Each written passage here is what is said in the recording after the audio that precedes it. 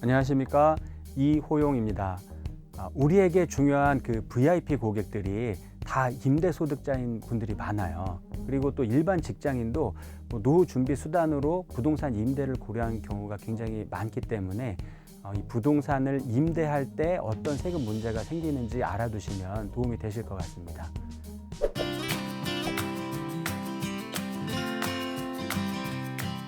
부동산 임대도 사업이기 때문에 이 사업자로서 의무를 이행해야 되는데요. 주택을 임대하는 경우와 주택 이외의 것을 임대하는 경우로 구분해 볼 수 있을 것 같아요. 우선 사업자 등록과 관련해서는 주택 임대 또 주택 외 임대 모두 등록 의무가 있는데요. 이 의무를 이행하지 않으면 매출액의 1%를 가산세로 부담을 해야 됩니다. 그런데 주택 임대는 별도의 가산세가 적용되지 않아 왔었거든요. 그런데 2020년부터는 등록을 하지 않으면 매출액의 0.2%를 가산세로 부과하는 걸로 변경되었습니다. 주택 임대와 주택 외 임대 모두 수입에서 비용을 차감한 그 이익에 대해서 소득세를 신고 납부할 의무가 있는데요. 또 소득 말고 부가가치의 경우에는 주택 임대는 아예 신고 의무가 없고요. 주택 외 임대의 경우에는 신고 납부 의무가 있습니다.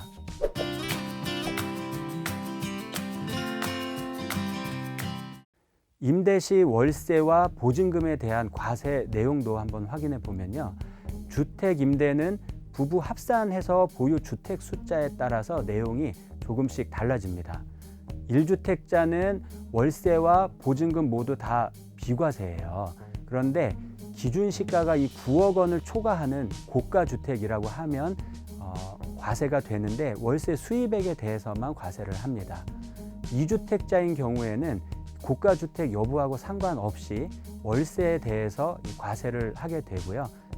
보증금은 비과세되고 3주택자인 때에는 이 보증금마저도 월세로 환산을 해서 그 금액을 합쳐서 과세를 하고 있습니다. 주택 임대 시에는 월세 연간 합계액이 2천만 원을 초과하면 분리과세를 못하고요. 2천만 원 이하면은 분리과세를 적용받게 됩니다. 건물 임대와 토지 임대는 규모와 상관없이 월세와 보증금 모두 다 과세 대상에 해당이 됩니다. 오피스텔을 건축법상 업무시설로 분류를 하고 있는데요. 하지만 주거용으로 임대를 한다 그러면 오피스텔도 주택으로 분류를 해서 이 세법을 적용하게 됩니다.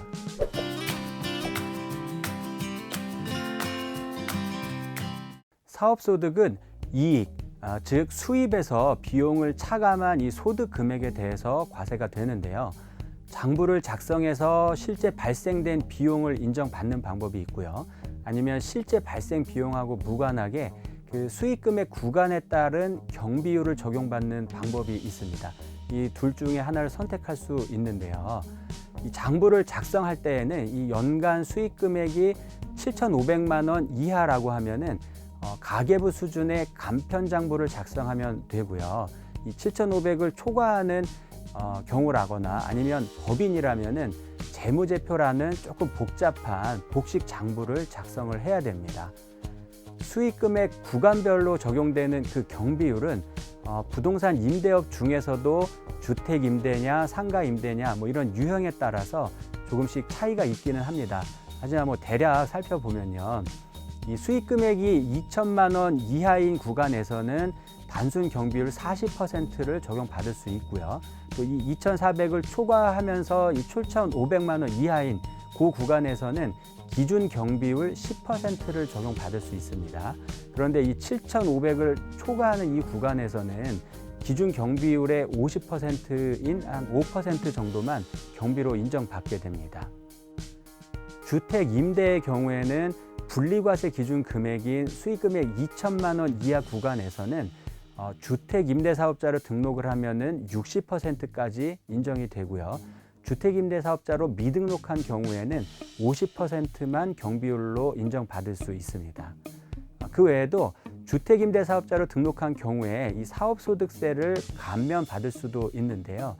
임대 개시일 현재 기준 시가가 6억 원 이하이고 이 주택을 4년 단기로 등록을 했다 하면 사업소득세 30%를 감면받을 수 있고요.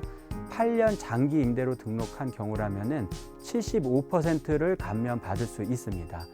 이때 감면된 소득세액에서 20%는 농어촌 특별세로 납부를 하셔야 됩니다.